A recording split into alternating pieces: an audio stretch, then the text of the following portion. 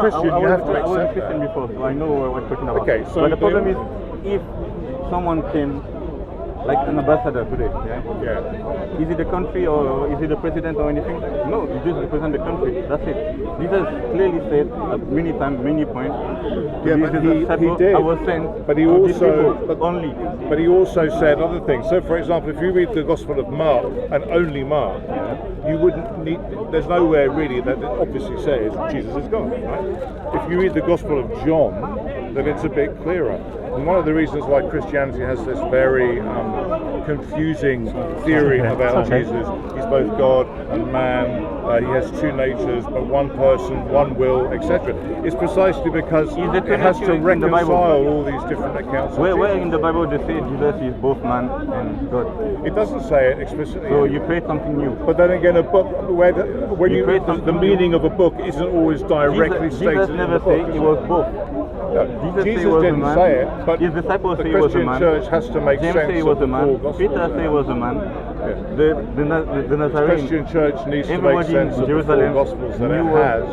In the So it has Bible to there is reconcile nothing like statements that. in Matthew You create and something in new John. and you impose it to the That's why people. it's done. That's what I don't get. But When in the Bible they say, when the Bible says we Jesus have has two Matthew, natures. Mark, Luke, and John, Yeah.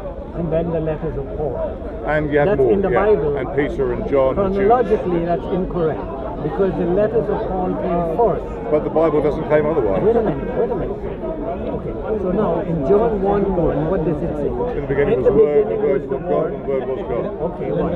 In the beginning was the Word, and the Word was God. with no. with. The Word was with God. And the Word was God. And the Word. Yeah. So the Word is God, and God is God. So No, because if you actually... so what is the word? I am with Well, him. because and you see, he's when you with study me. a How text, many you are need we? to study the cultural context in which that text was written. Now, have you ever heard of a guy called Philo of Alexandria? Okay, so he was a Jew in the 1st century, and the Jews in the Near East were influenced by Greek thought. And in Greek thought there was an idea of the Logos. And the idea of the Logos was that the Greeks thought that the original God was so beyond anything that there was no bridge to him. So in order for God to communicate with anything outside of him, he almost kind of like generated this other side of himself, which was called the Logos, because it was about communication, it was about the Word. So if you read John 1 in the context of Greek philosophy and of Hellenistic Judaism, it's quite clear what he's saying. Whether you accept it or not, what he's saying is he's identifying Jesus with the Logos, and the Logos is a manifestation of God as he appears to other people, as opposed to God in All right. himself. Right? Having read the Bible, tell me, how many times did God come to earth as a human being? Well, I don't think he did he? According Angels to him, did. No, according The messenger to him, of God did. Jesus is God, and Jesus walked the earth for 33 years. Actually, Jesus and is he was a God, but human he's not being. the Father, right? Wait a minute. How many times did God come to earth as a human being? But you're speaking about Christianity, so in Christianity, God has three persons. No, that's not what I'm asking. But no, but there is I God. understand Father, Son, and Holy Spirit. Well, the answer That I to your understand question what they is, believe. well, the answer to your question from a Christian perspective, and I'm not necessarily a Christian, but I understand Christianity, is that the Father never did. Because Jesus himself said, in John, no one has seen the Father, but he has come from the Father. So the Father never did. But God the Son did in Jesus. No, when you say God the Son, Yeah. in what sense is he the Son of God? In the sense that he's eternally begotten. God, as long as... That is blasphemy. Well, not to be it, The isn't it? word begotten is blasphemy. No. Yes, it is. No, because you... a man and a woman coming together. No, that's not what it That's means. what begotten But that's not what means. it means. What it means... That's what it means. No, it's not what it means. What it means is that God didn't create the Son out of nothing. The Son generated from God's very being himself. That's what it means. You were talking about the Council of Nicaea. You have to find another word than In the beginning, God, and in His Son Jesus Christ, God from God, light from light, true God from true God, begotten, not made, of one being with the Father, through Him all things are made. It doesn't mean begotten as in God have sex with someone. That's what Mormons believe. It means begotten as opposed to created. But that's why you But the reason why they say that is because the way that Jesus came into, the way that the Son comes into being from the Father is completely different to the way anything else Okay, first of all, let's go back to the original question. How many times, according to the Bible, how many times did God come to earth as a human being? Well, in answer to your question again, God the Father never did, God the Son did in the form of Jesus. Jesus. And he believes that Jesus is God, and Well, God. Christians believe that, Fine. yeah. Okay. Now, again, I will ask. But they believe that he's God the Son. Because Christians believe that there are three persons who are all one They God. believe God is schizophrenic anyway. They believe what, sorry? He's schizophrenic, that he has No, that's not respectful, is it, to say God's schizophrenic? No, that's what their belief is. Apart from anything else, schizo's two, there's three here. Okay. Right? Now, can I borrow your Bible? I'll give you one. I will give you one for yourself. You would need to say schizophrenic or something like that. Every week I'm going to bring a Bible. Take it. You want I don't want to. How come? I have one at home. I have a Bible to prove it. You come from a church, you know, that, you know, things that put new ones and old ones. This is the name of the church. Can I ask you a question? हाँ जी sir जी गाड़ी सब ठीक ठाक Yeah, about the opposite. अभी थोड़ा सा warm up कर रहा हूँ गाड़ी कहना कि पूरा इंजन ही चल जाए Okay. या मैं सुन रहा हूँ उसको No, God the Son. Look, I keep saying to you, but you No, you that's don't not, have to accept that is not it. Jesus. I'm sorry. No, it's God the That Son. is not Jesus. It's God the Son. That is not Jesus. That is God Himself. Because it says without mother, without father, without beginning, without end. That's God. Well, So this but is it's- not. Christians This believe is it's not the Son. Jesus. This is God. Okay, that is not Jesus. Without mother, without father, without beginning, without end. That's God. That's not a human being. It's God the Son. It's not God the Son. No, it doesn't say that. If every word in this Bible, according to God the Son in the beginning He was born of a woman. Sorry, I didn't hear. God the Son had a beginning No, you didn't. That's what Never had a Arius beginning. taught. did God That's what Arius taught. God the Son And have an Arius was ending excommunicated in the 4th century, right? did That's God why it says eternally begotten. There never was. Look, at the end of it, there never was a time when he wasn't begotten, because God is always true to Himself. Okay, did God And the God Son- was never without the Son. In other words, God has always been the Father. did God the Son have an ending Does He have an end? did God the Son have an ending He took by his son. so he didn't end on the cross the Son How can the God the Son end? God the Son is God. God the Son didn't end on the cross God the Son is also God. Jesus died on the cross. Well, He was not God. He wasn't just God. What else? You see, the Christian teaching, as I said, whether you accept it or not, you've got to get it right and what it is. So God the Son is the person, and that person became man through something you believe in, right? The virgin birth. Why, if Jesus was just a prophet, why, by the way, is there a virgin birth? Are there any other prophets that had a virgin birth? You believe in a virgin birth, right? But why wasn't Muhammad a virgin birth? No, but what was so special about Jesus to you that he needed to have a virgin birth? in 4 different ways. No father, no mother, father and mother, no father. Okay, well, God's power. so what the Church Orthodox Christianity teaches, right, is that in Jesus Christ there are two natures. There's a divine nature and a human But nature. then that's not possible. Nothing that God has ever but- created but can be it's a 100%. different- but that's a different Can issue. be 200% of anything. It But cannot that's a possible. different issue. It's like me saying it's not possible for Muhammad to ride to heaven on a horse. It's a different issue. That's what you believe, and I'm explaining to you what Christians believe. I'm not saying that it's right No, or no, wrong. no, that's a different thing. I'm saying nothing can be 200%. It's not 200%. It's 100% a book. It cannot be 100% a book and a glass of water. It's not possible. So Jesus cannot be 100% God and 100% man. Do you have a It's soul? not possible. Let's not go down that No, road. okay. Let's Do you not have a go soul? down that road. Yeah. Do I you have have a soul, soul? a body, yes, and a Okay, spirit. so you have two natures. Yes, so Is your soul, are you half soul, half body, or are you a whole body and a whole soul? you can see my body, you can't see my soul. You are a whole body and a whole living soul. soul. Huh? I'm become a living I'm also bones. living I'm soul. also bones and flesh. Yeah, but you are a whole body and a whole soul. That's 200% according to you. It's not 200%. You're 200% yourself. No, Yeah. it's not. Yeah. How can it be 200%? Actually, I think the distinction here needs to be made between what the brother is saying about what Christian Orthodox belief is, as opposed to what the scriptures actually say. Now, if, for example, the brother talks about two natures, the first point of call, logically speaking, would be to go to the source itself and see what the source says. Yeah, The what says? the source. The source. Yeah. Right. So obviously, I mean, it wouldn't make sense that we develop a whole idea and not base it on the source itself. So I would actually consider this as one perspective that, okay, if we said that there are two natures of a human being, in this instance Jesus Christ, That's what.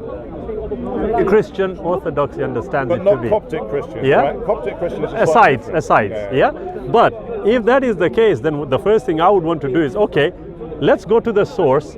Does the source have anything specific in relation to this idea? Do we have anything? Yes, because confusingly, the Bible teaches that speaks of Jesus as a man. Yes. He prays, Yes. he eats, Yes. he at one stage he has regrets, Yeah. he does all the things that a man Yeah. does, but he also has the attributes of God. Right. I'm sorry, I'm Shabir, you are? Lionel. Nice meeting you, Lionel. Me too, No, yeah. I So can that's agree why that, right. That's why it's confusing. It is. I understand what you mean, but if we take it from that perspective, like I just said, and I use the word specifically, Yeah. if I were to look at the Bible from Genesis to Revelation, I would want to see a specific statement which clarifies this two natures idea. See, the thing is, though, that the Bible was written by even like non-believer scholars, right, would Yeah. say that probably the earliest book in the Bible is something like, they think maybe Kings or Samuel, but in any event, it was written over about 1,000 years Okay. by different people. Yes. When the first books were written, the Jews hadn't been exposed to Greek culture at all. Okay. By the time the last books were written, you had a very, very different culture. It's different from the Qur'an, which, whatever you believe about its ultimate authorship, we know was written in the space of about 20, 30 years. Right. So, in other words, that's why it's more coherent, because it was written in the space of 20, 30 years. The Bible was written over about 1,000 years by people who started off not being exposed to Hellenistic culture. By the end of it, they've been exposed to Persian Zoroastrian culture and Hellenistic culture as well. Yes. So there's a development of quite. ideas in I there. can agree with you. It is a more difficult book to kind of like derive a single message from. I can actually agree with that view. However, again, like I said, if there is a believer, and he has a perspective, that perspective ought to be initially based on the source material itself. Now, the way I'm looking at this, I'm thinking, if I agree with you, Become a libertarian, by the way.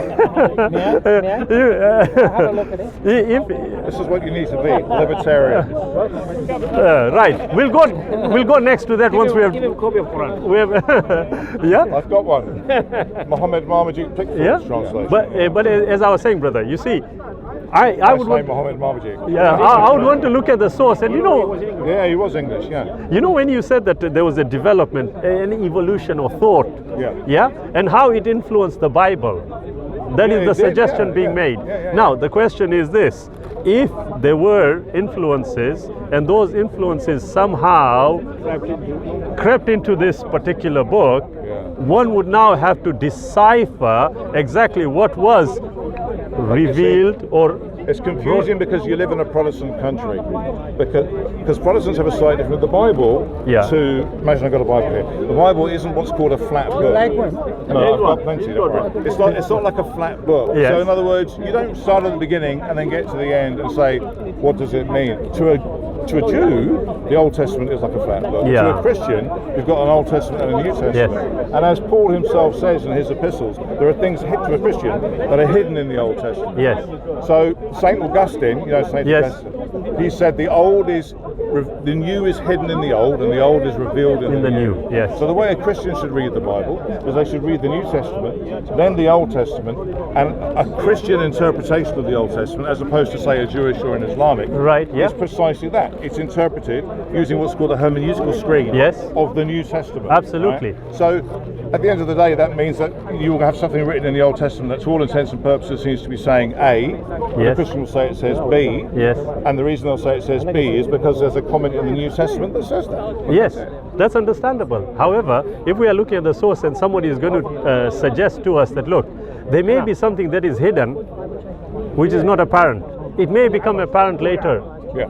Understood. But if we are going to take specific statements, as you were discussing about John 1:1 also, I would suggest that for two natures to be made apparent, something specific has to have been mentioned.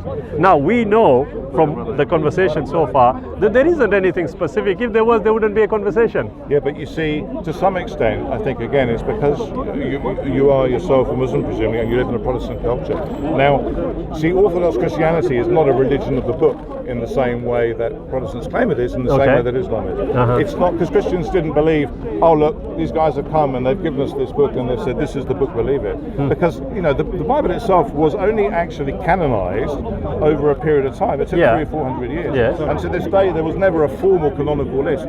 So, for example, there are certain churches in the East that don't recognize the book of Revelation. Yes. So, but what if you actually read Timothy, for example, then what the Bible, the New Testament actually teaches is that Jesus founded the church based upon the 12 apostles. Yes. And actually authority resides in the church. And the Bible is a part of that authority. Now, but there's nothing in, sorry, just to finish. There's nothing in Orthodox Christianity that says that you can only believe something explicitly taught in the Bible. What it says is you can't believe anything that contradicts the Bible, and that's a different thing. I entirely agree with you. But when you make a distinction between the church and the source, my question but the still... source is Jesus, not the Bible, right? I still initially would contend which one ought to come first, the source or the church? Well, the way I look at it is that as a Christian, I don't believe in the Bible, I believe in Jesus. Right, so are you a Christian? Am I a Christian? Yeah, because earlier on you said, well, I'm not necessarily a Christian. The guy standing here preaching the gospel probably would say I'm not a Christian. He might not identify with the way you look at things. I'm kind of like a Sufi Muslim. Whatever that is. Give me a hard time. But no, I won't. Of course not. Of course not. We're all students of knowledge here. I look at the Bible. In your belief, who you think Jesus was? What do I think Jesus was? I think Jesus was God the Son. I do. Because Jesus rose. At the end of the day, what makes me a Christian ultimately isn't that I believe something in the 4th chapter of Genesis or something like that. It's that I believe Jesus rose from the dead. That's what makes me a Christian. So I believe Jesus rose from the dead, and I don't believe Muhammad did, and I don't believe Moses did. And you think Jesus was the Son of God? Yeah, Moses. Moses is come back in Jesus' name. Jesus was Son of God in and of itself doesn't mean anything special. Calling someone a son of God. So, for example, the Old Testament calls angels sons of God, right? So, in and of itself, it doesn't mean anything special. But Jesus was Christ, and Christ is, is Greek for the Messiah.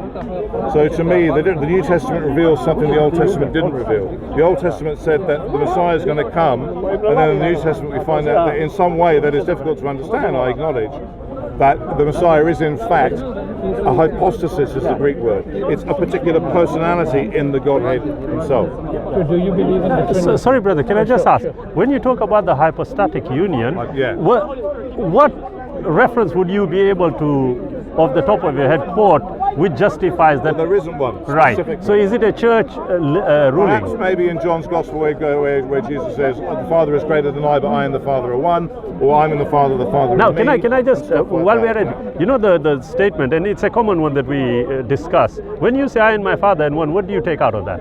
When I what, sorry? Do you know the verse that you just mentioned, I and the Father are one? Yeah. What do you make of that? Well, it's interesting because Jesus then goes on to say, I and the Father are one just as you and I are one. Right? And so you could argue...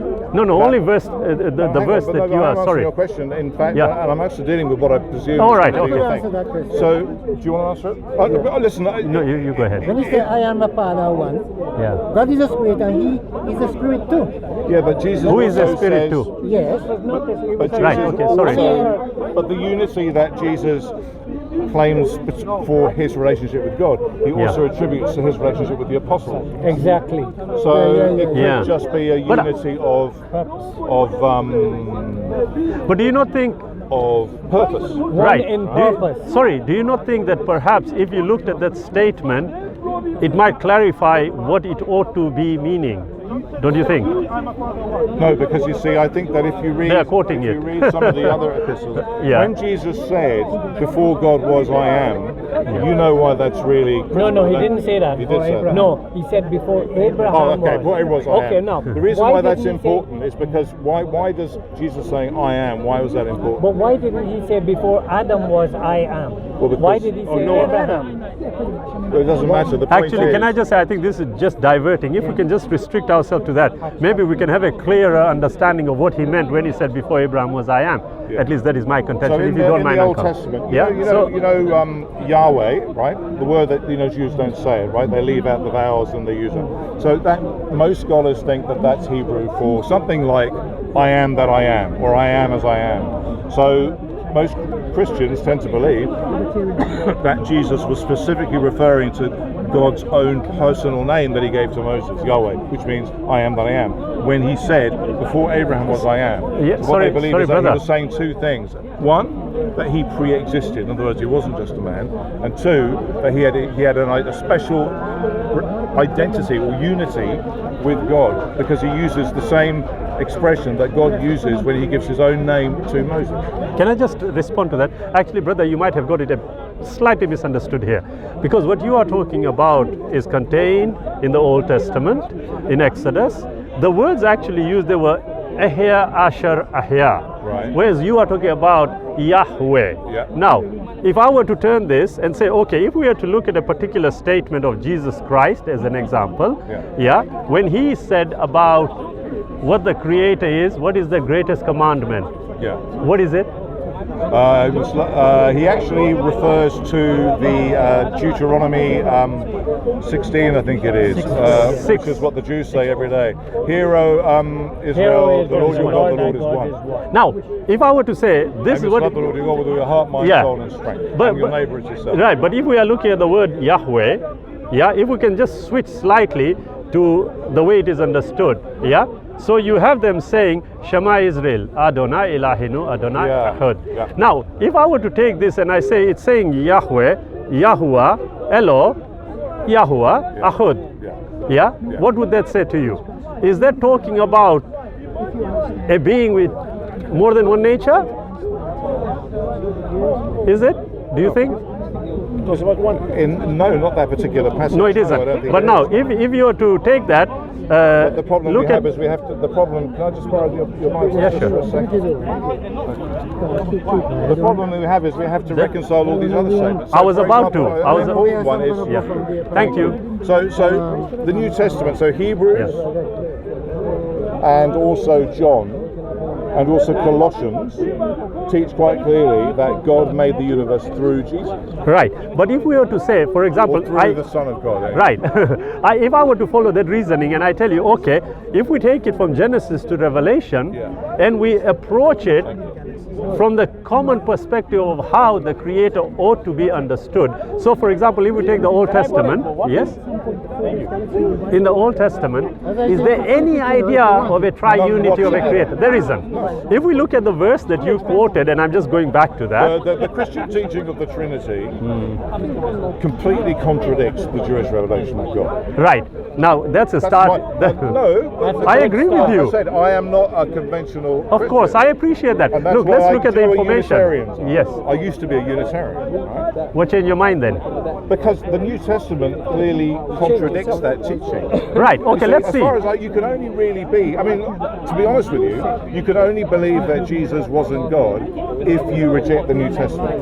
What? I'm not going to do Right, that. I understand. But what if you can accept the New Testament, except look at it the way it was intended? No, because I don't think it was intended the way Right, you okay. say. How do you know? I haven't even said it. Because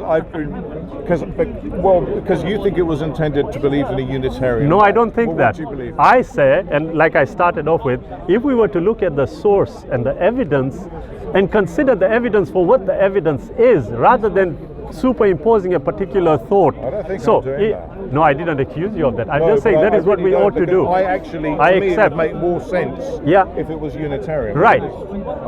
All right, it would make more sense if it was Unitarian, but according to the evidence, you think it isn't. I think that the evidence for it, not just of the New Testament itself, but the evidence of comments made, for example, the earliest comments we have about the Christians, like the comment that Suetonius made about the Christians worship Jesus as God. Yes. Right. The comments about how the Christians eat their God, referring to the Mass. Right. Yes. So all the evidence is that Christians did actually believe that Jesus was God in the first century. But do you not think that you are actually accepting the notion that you yourself mentioned, that if, for example, there were a culture in which the idea of gods being eaten, gods fighting, etc., impinged on the very understanding that you are relying on?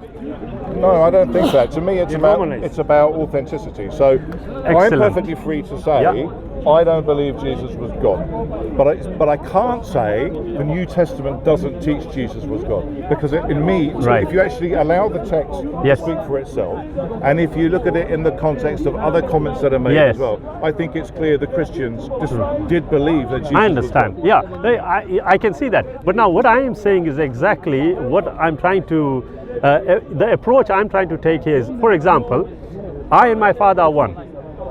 Now, is it in any way suggesting some form of unity with the Creator? Yeah? Is it suggesting? Is it suggesting some form of unity with the Creator? Not just in that verse. Not in that one. But isn't it explained? But what you have to understand is that the same gospel, in its first few verses, teaches that God made the universe through whoever Jesus was before he became man Jesus. Right, okay. And that's quite a big thing to do, right? So when you have a man, and so far John's told us this man pre-existed. In the pre-existence he was called the Word of God. He was in the beginning with God, and everything that was made through him. And then he comes along and says, if you have seen me, you have seen the Father. No one else has seen the Father except for me, because I come from the Father, and I and the Father are one. Then it's about evidence building up, right? Absolutely. But now, if I were to take you to the very point that you made and say John 1:1 that you are referring to, okay, the words used there, are they? I'm going to use this as it is commonly understood. In the Greek that is used, what are the words used there? For what? For God. It's hoi theo. And the second one? The second one is that one, I think. Well, the second one doesn't have a hoi in front of it. It doesn't, does it? What distinction is it making? Well, this is what the Jehovah's Witnesses claim, right? No, forget the Jehovah's Witnesses. What do we think? Well, I won't, because this is that they actually have their own version of the Bible based upon that, and they claim that it should say, in the beginning was the Word, and the Word was a God, and the Word is with God. What is it currently? It says, and the Word was. Can you open it? Can you open it, please, and just read John 1:1? But you see, so basically, what I've looked into this issue, and to me, the clincher is that if you actually look at what non-believing scholars of the text say, they say that the conventional translations, the majority of them say that is the better translation. Which one? The current one that says, and the Word was God. Right, I have no problem, but like I said, I'm looking at the words themselves. You see, if there's an understanding to be derived and there's some form of confusion between the parties concerned having a discussion, then it would be advisable to go to the source. Now, if I can just... But there's other stuff as well, absolutely. So what did Thomas say when he touched Jesus' wound? Right, if we can just, before we go there, if we can just address the primary points, What is it? Can I... Right, sorry. Oh my God. Here. In the beginning was the Word, and the Word was with God, and the Word was. You can see it, God. What does it say? It says God. Right. Now, now you see what I asked you. What are in Greek? What are the words that are used here? This is hoi theo, and what is that doesn't one? have a hoi in front of it. Now, what is that? Exactly. And what is the distinction being made there if it doesn't have the same when it should have this? You obviously know a bit about ancient language, so you know that ancient Greek is incredibly complicated. Right. Excellent. You can read that, boy. Excellent. Most scholars, 1 second, I'll come to that. Most scholars agree with that translation. I have no problem, but what I am saying is that, look, if we were to look at the statements themselves, try and see if there is perhaps another understanding that can be derived from it. So, for example, I'm just going back to that one, where it says, I and my Father are one. Yeah? Now, if there was any association of divinity that Christ had with the Creator, with the Father, according to the Christian understanding, I would assume that he would want to clarify that. I know, So, but if I can... it also has to bear in mind, you see, it's about, if you're looking at a text, so the way it seems to me is you look at the New Testament, there's like 90% of things about Jesus talk about him like an ordinary man. Yes. Then there's about 10% that talk about him as a divine being. Yes. Now, you tend to need to interpret from the lower to the higher, because if I say, well, Jesus is a man and I'm going to exclude the God ones, then that's actually quite difficult. Whereas if I say, in fact, what's happening here is a gradual revelation of something, and it's easier to reconcile the man Jesus statements with the divine than the other way around. Because if Jesus was divine, he could choose to also have human attributes. But if he was purely human, then he couldn't have had divine attributes. Right. So it doesn't need a whole lot. And there are about 5 statements in the New Testament that would appear to unambiguously say that in some way that the church took 300 years to work out, Jesus is God. Give me one. Okay. Give him that. Take that. So let's And the talk word about- was made flesh or no? So let's talk about let's Thomas find then. something So specific. Let's talk about Yeah. Thomas. The word made flesh and dwelt among us. Okay, no problem, brother. So when Thomas touched the wounds of the resurrected Christ, he said, "My Lord and my God." Yeah. No one corrected him. If Jesus had been a man, he would have corrected him sternly for his blasphemy, but he didn't. Right, So why okay. didn't he So, correct him? right, well, if that is the case, and I'm going to answer this, going back to what I was trying to address, yeah? You see, you're absolutely right. He sees the hands, the feet, and he says, "My God," yeah? But he was not there when he appeared to them in the upper room. When Christ appeared to them first, Thomas was not there, was he? I don't know. Was he not Right, there? okay, he was not there. Right. Okay, that is why he asked, because when Christ apparently appeared in the upper room, Yeah. the disciples were all in their doldrums about the master, yeah? And I'm quoting from Luke, okay? When he turns up, the narration tells us that they got very terrified and affrighted Yeah. because they had seen a spirit. Yeah. Because he came in and just said shalom, yeah? Now, he then says to them, he says, "What is wrong with you? Yeah? Yeah. Handle me and see But that it is..." This one was. Yeah, I'll come back to that. Philip was there. It is I myself. Yeah. For a spirit has no flesh and bones as Yeah. you see me have. Okay, Yeah. now he's saying something to them, isn't he? Phantasm, I think, is the actual word that's used. Yeah. Yeah. Yeah. What is he saying to them though? What is he saying? Yes, when he turns up and he says, "Look, why are you terrified? Why are you afraid?" Yeah. And the verse actually says, because they supposed that they had seen a spirit. So he says to them, "Handle me and see." But because If I can just finish, maybe. Oh, I'm sorry, yeah, no, not to sure. worry. No, Yeah. carry on. So he says, "Handle me and see, Estimating for God. a spirit has no flesh and bones That's right. as you see me Yeah. have." Yeah. They were then overjoyed, and he turns and says something very strange. He says, "Have you here a broiled fish and honeycomb?" Yeah. Something to eat. Now, question is, if I go back to what I had been trying to get to, the verse, "I and my Father are one." Okay, the association of divinity is what we are addressing. You know, as you said, start from the high, go to the low.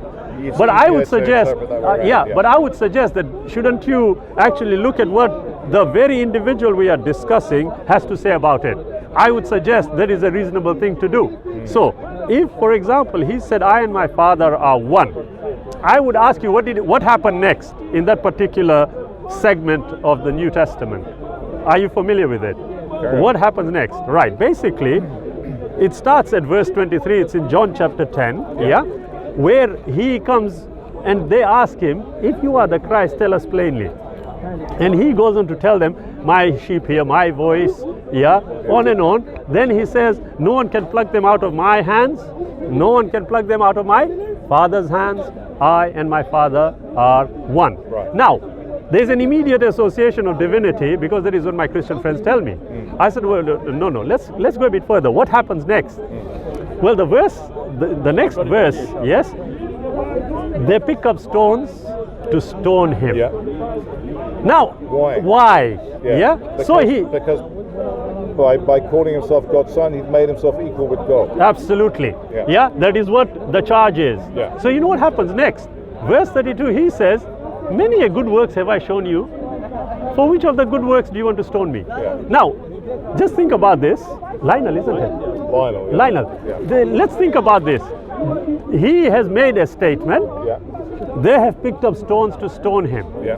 He looks at them wanting to stone him. Yes. And he turns around and says to them, many a good works have I shown you from the Father. Yeah. For which of the good works do you stone me? What is the association between his statement and them picking up stones and him thinking it's for good works? Well, why would he not just reject their interpretation of what he said? Excellent. But that's not the question. The question is, he said, Well, I and my my Father, I know what you mean. He said, I and my Father are one. They pick up stones. He says to them, many a good works have I shown you. Now, if I can just, it does necessarily mean from what I'm reading that he never made the association about the I and my Father are one with them picking up stones. However, the next verse, they respond to him. They say, we are not going to stone you for a good work, but for blasphemy. That's right. Yeah. Now, what is blasphemy? Well, I know When what you blasphemy talk is. against God. You know what it is? Well, different religions have different ideas. No, let's stick to Christianity. What is Well, blasphemy? this was Judaism, wasn't it? Yeah, well, whatever. It wasn't Christianity, was it? So Right. a Jew and a Okay. Muslim would both regard blasphemy as being, well, amongst And what would other a things, Christian think? Making yourself one with God or equal with God. Association with God. Yeah. Now, isn't that the God. charge that they've God, just you put know, against him? gods. Now, he said, I and my Father are one. They picked up stones. He clarifies to them, I do many good works. Why are you stoning me? They say, not for a good works we are stoning you. We stone you for blasphemy. Yeah. For after being a man, you make yourself a... God. Is that true? Is what true? What that statement says when the Jews said it. Well, Jesus was very obtuse, wasn't he? He taught in parables, and he actually said things in such a way that people who didn't have faith wouldn't understand what he was saying. I agree. But do you agree with what they said? No. You don't? No. Okay. I agree with, because at the end of the day, you see, a Christian is someone who has to believe that Judaism wasn't complete. Okay. The revelation of God Yeah. wasn't complete until Jesus came, and there were aspects of that revelation Now- that were not given to the Jews. I can agree with that, but Lionel, you see, the next verse actually explains it for you. Because in the next verse, he said, Christ said he is the Son of God. if I can just finish. Christ said he is the Son of God. Before I'll come to that. Jesus, He comes. everybody was wrong. That's what you said. If we can just carry on, sorry. Yeah? He says, when they said to him, for a good works we stone you, not, but for blasphemy. For after being a man, you make yourself a god. He then turns to them and said, is it not written in your law? I said, ye are gods. What did Referring he mean? to one of the Psalms. Psalms. Yeah. But what did he mean? Why did he not just say, of course I am? Because he was obtuse like that. That wasn't the only time he Now, said that. if you are going to tell me, It's like when Pilate said to him, are you the king of the Jews? He said, you have said it, or you say that I am. no, whatever. I mean, no, he that's said just the that. way he spoke, He said right? that, but if you go across the four Gospels, he says, it is as you say. Yeah? The question is this, if he is making a statement, and now he's making it clear to them, like I would say to you, you are right, take from the top, go downward, but if something is clear, and then you make it a confusion, the problem is not with the text, the problem is with the receiver. So for example, when Christ says to them, many a good works I've shown you, why are you stoning me? So it is clear from the statement that he is not associating his statement of I and my Father are one with them picking up stones. So question then next is, when they accuse him of blasphemy, as a person who accepts that Christ had two natures, is possibly God the Son, Who's me? possibly, no, I said if a person Oh, okay. believes, Yeah. yes, then necessarily when they put that accusation to him, Christ Jesus, if he was a truthful individual, would have said, actually, yes, I am. Well, But he didn't. Can I So- jump in here with so a now- possible Yeah, suggestion? sure, you can. No, That's you no? cannot. Of That's course you okay, can. Of okay. course you can. Richard, how are you? You okay? I'm just wondering, could Yeah. perhaps what is going on in this verse be Yes. that Jesus has made a claim of divinity by saying, I and the Father are one? Typically, I don't actually go to that passage, but His let's time say, zoned he is. but let's say that's what's I going landed from on. Australia this morning. Yeah. Did you? But- Oh, I do. I'm from here. Sorry, I don't want to prolong I'm it good, if you you're carry tight. on. Okay, yeah, sorry, Richard. Trying to stay awake. Carry on. So could it be the case that he is actually claiming to be God by saying, I and the Father are one, and then when he says, for what works do you stone me, is his point there, look, I'm doing these good works, how can you condemn what I'm doing? If you agree I'm doing good by the power of God, should you not at least consider my claim? Right. Is that a possible interpretation There of is. the passage? There is a possibility there. I agree with you. But if you go back to verse 23, 24, 25, he actually tells them, many good works have I shown you. Yeah? My sheep hear me. My sheep follow me. Yes. The narrative continuously is talking about what? Good works. Okay. So when he does make the statement, look, it's quite logical. No one can pluck them out of my Father's hands. Yeah? What do we have in 5:30? I can of my own self do nothing. As I hear, I judge, and my judgment is just, because I seek not my will, but the will of him that sent me. Yes? He is saying, look, if the Creator has given me followers and they are listening to me, no one can take them out of my hands. No one can pluck them out of my Father's hands. I and my Father are one. Now, up to there, the possibility that you have raised, up to there, Jesus Christ is talking to them and is telling them about the good works that he had been doing and how the association with his disciples was being described. He then makes that statement, they pick up stones to stone him. The question that you have raised here needs to be addressed there at that point. When they picked up stones... Sorry, remind me the chapter, John. John chapter 10, verse 31. Carry on. Yeah? He says, I and my Father are one.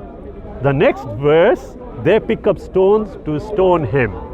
Now, why does Jesus, according to the narrative, why does he say to them, many good works have I shown you from my Father. For which of the good works do you want to stone me?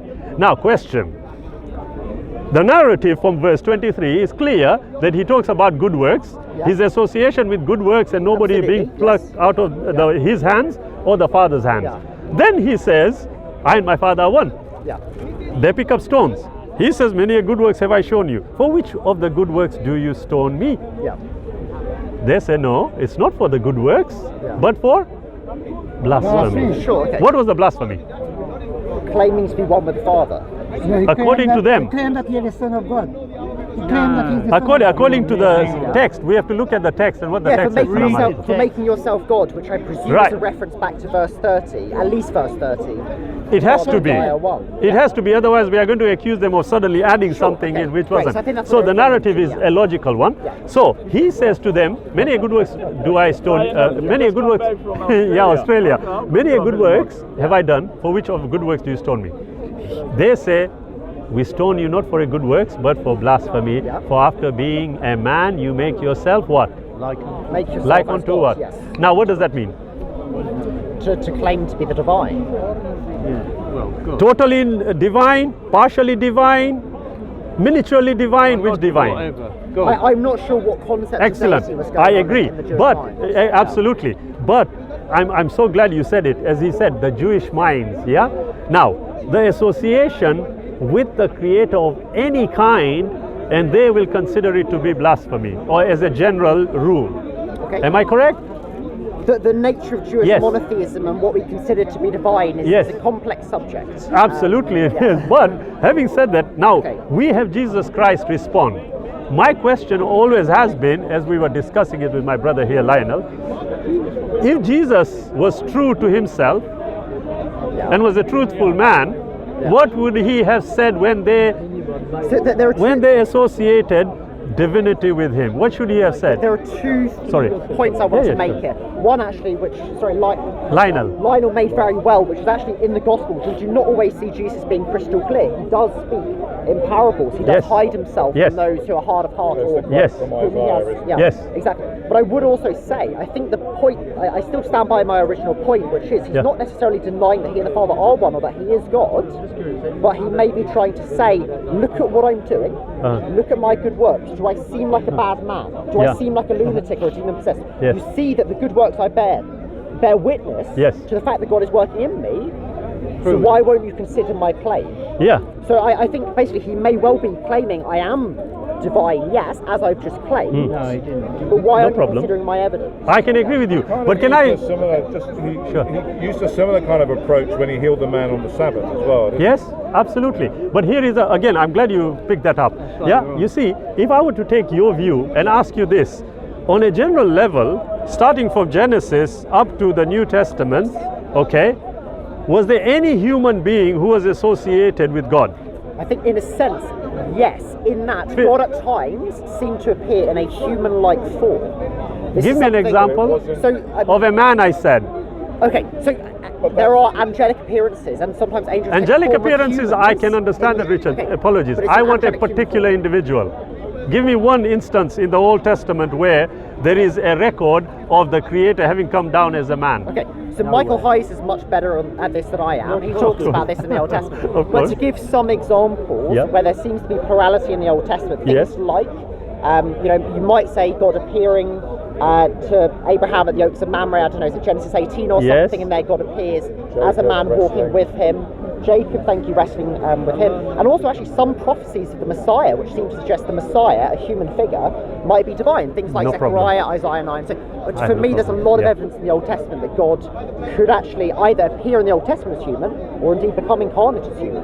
I have no problem, but I did say a particular man. You used Jacob. Jacob was apparently wrestling with God. Clear that it is God, though, is it? Exactly. It Now- also refers to him as the messenger of God. Absolutely. The angel of the Now, you see, absolutely. I was going to pick that, but no. What I said is one individual. You will see there is no record of a particular individual. What do you mean, sorry, by like name? Jesus Christ. One, do we need a name? Do we need, what do we need? A human being. Give me a name.